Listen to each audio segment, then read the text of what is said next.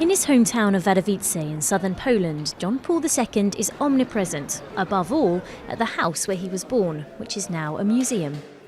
It exhibits his earlier life when he was still known as Karol Wojtyła, as well as his time as Pope. This gun was used in an attempt on his life in Rome in 1981. John Paul II returned 3 times to Wadowice, and for a good many residents, his last visit in 1999 was especially moving. It was great. Young people were shouting, stay with us, you're home." They sang him songs, raising his spirits to the point that if he could, he would have said, "I'm staying in Wadowice. I'm not going back to Rome." Across Poland, at least 300 churches contain one of his relics, including this vial of blood at the new John Paul II Centre in the Wagiewniki suburb of Krakow.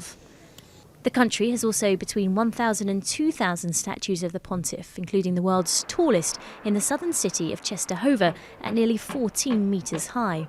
Close to 1,300 Polish schools carry his name, not to mention the country's countless John Paul II streets and avenues. It's Poland's recognition of his moral authority and peacekeeping efforts. He freed us from Soviet rule and put us on the road to becoming a free democratic nation that's well integrated into the European fold.